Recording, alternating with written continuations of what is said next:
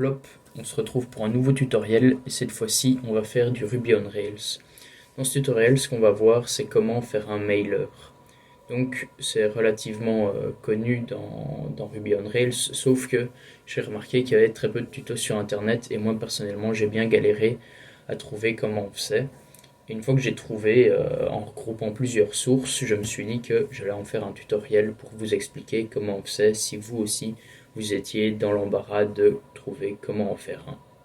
Petit rappel théorique, un mailer c'est un formulaire où on envoie un mail d'une adresse mail A à une adresse mail B. Dans ces deux adresses mail, il y en a une que vous allez devoir hardcoder dans votre programme, c'est celle qui enverra le mail. Je dis hardcodé, mais bien sûr le mot de passe il sera caché aux yeux du public. Et l'adresse mail B, c'est soit l'utilisateur qui l'entrera, ou alors elle sera aussi définie au préalable dans votre application. Pour commencer ce tutoriel, je vais prendre exemple sur un site que j'ai créé. Ce site, c'est un site d'annonce de logement étudiant. Ici, c'est en serveur local, mais ça ne change pas grand-chose, et je vais vous montrer le contact mailer que j'ai créé. Donc, si on clique pour voir un logement étudiant, qu'est-ce qui se passe? Il y a toutes les informations concernant le code, et à la fin, on peut envoyer un email. Pour envoyer un email au propriétaire, on marque son adresse mail, et on dit bonjour, je suis intéressé par votre logement, et on met un petit smiley, on envoie le message, et le message a bien été envoyé. Et si on va voir sur la boîte mail du propriétaire du code, qui en l'occurrence est ma boîte mail, on peut voir que j'ai bien reçu le mail, et que l'adresse mail que j'ai insérée a envoyé le message « Bonjour, je suis intéressé par votre logement ». Donc ça, on voit que ça fonctionne, c'est la même chose en production. Et je vais tout de suite vous montrer comment on arrive à faire ça. La première chose à faire, c'est exécuter la commande Rails qui permet de générer un mailer. Et cette commande, c'est la suivante, Rails generate mailer avec le nom du mailer. En l'occurrence, moi, c'est contact mailer. Donc, je vais pas exécuter la commande parce que je l'ai déjà fait. Donc, ça, c'est la commande à exécuter et il y a différents fichiers qui vont être créés. Le premier fichier, c'est justement le mailer et le second qui est important, c'est la views. On va tout de suite voir ça maintenant. Donc, le mailer est créé ici avec le nom contact mailer comme je l'avais noté. Et il y a tout un contenu, entre autres l'adresse mail qui envoie les messages et les actions qui correspondent aux envois d'email. Vous pouvez voir ici que j'en ai deux. Il y a celui que je vous ai montré et un autre où je reçois un email à chaque fois qu'un logement est créé sur la plateforme. Le second fichier qui est créé, c'est justement des views pour le mailer en question. Il y a des views en HTML et en point texte. Donc ça nous permet de modifier un peu comme on veut. Dans mon cas, je vous avais montré, c'est adresse mail qu'on a inséré, vous envoyez un message et le contenu du message, comme vous l'avez vu dans la démonstration. Bon, ça c'est une partie, ça c'est vraiment la partie pure mailer. Maintenant, il faut qu'on ajoute cette action dans le contrôleur en question. Moi, le contrôleur, il s'appelle Cot. Ici, dans le contrôleur Cot, c'est lui qui gère tous les logements, j'ai seulement utilisé le contact mailer dans l'action contact. L'action contact, c'est la méthode post qui va être exécutée quand on va appuyer sur le bouton Send email. Et dans le formulaire qui reprend cette action, on a vu qu'il fallait mentionner une adresse mail et un message.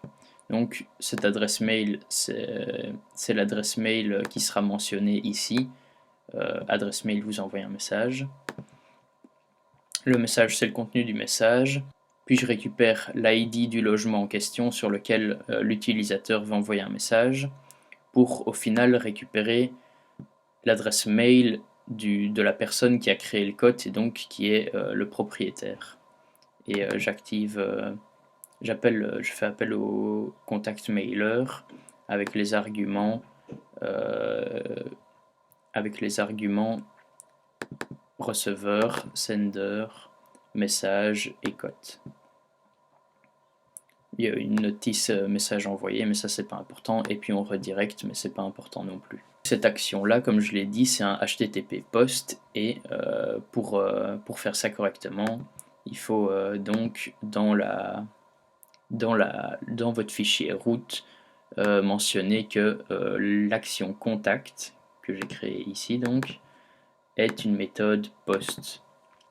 Et ça se fait de la manière suivante, mais je suppose que si vous êtes arrivé là, c'est que vous savez faire un post sur votre application. Ensuite, cette action post qui va être activée quand on va envoyer le formulaire, bah justement, il faut la créer. Et moi, elle est créée ici. Cette view-là, c'est la view qui affiche les méthodes de contact. Et comme il y a 3 types de méthodes de contact, il y a 3 if, mais bref, si on se concentre juste sur ça, on voit que j'ai créé un formulaire avec la méthode post. Donc jusqu'à maintenant, c'est clair. Il y a un field caché avec l'ID du code pour que je m'y retrouve mieux. Et après, vous l'avez vu dans la démonstration, il y a l'email et il y a le contenu du message. Et quand on appuie sur le bouton Send message, on active la méthode post contact du contrôleur. La dernière chose à faire, c'est paramétrer tout ceci. Et comment on fait pour paramétrer ça?